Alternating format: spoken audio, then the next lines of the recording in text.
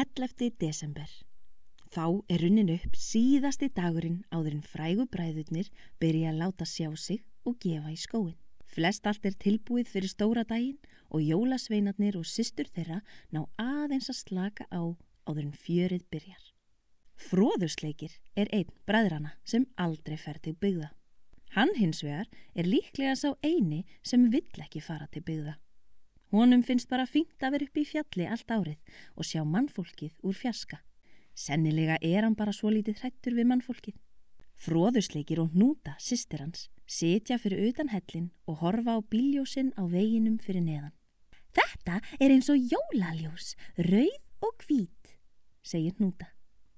Hvítu ljósin koma í áttina að okkur og rauðu ljósin fara í áttina frá okkur, segir Froðusleikir. Það gott að muna það, segir Hnúta.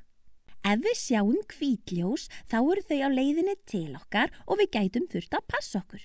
En ef við sjáum rauð ljós þá eru þau á leiðinni í burtu og við ættum að vera örugg.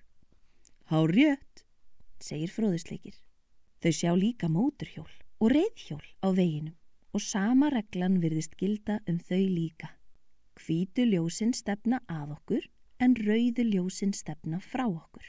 Mér finnst rauðu ljósin fallegri, segir Froðusleikir. Þau eru jólalegri og öruggari.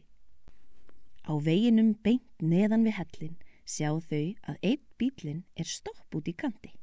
Hvað að gerast þarna? Spyr Hnúta. Froðusleikir pírir augun. Mér sýnist bíllinn vera bilaður, segir Froðusleikir. Hnúta pírir líka augun. Ég held ekki, segir Hnúta. Þetta ferðamaður að taka myndir af okkur. Hann sér okkur ekkert, segir Froðusleikir.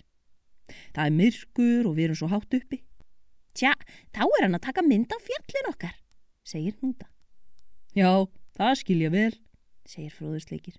Við búum auðvitað í fallegasta fjallinu á Íslandi. Ferðamaðurinn kominn aftur inn í bílinn og byrjaður að koma sér upp á veginn aftur. En til þess að gera það, þá þarf hann að bakka aðeins. Heyrðu, nú hvítt ljós aftan á bílnum, segir Froðusleikir. Og hann fer aftur á bakk. Það nú gott að vita, segir Hnúta. Þegar bílar bakka, þá kemur líka hvítt ljós aftan á bílnum. Það þýðir að alltaf þegar við sjáum hvítt ljós, þá bíllinn að stefna í áttina að okkur og við þurfum að passa okkur. Sérstaklega ef hvíta ljósið kemur aftan á bílinn. Því þá bíllinn að bakka og það ekki víst að bílstjórinn sjá okkur fyrir aftan bílinn. Það var gott að Froðusleikir og Hnúta lærðu muninn á rauðu og hvítu ljósi. En ætli það sé ekkert hættulegt að stoppa svona á eða við veginn og fara út úr bílnum til að taka myndir? Hvers vegna rauðu ljósin í umferðinni öruggari en hvítu ljósin?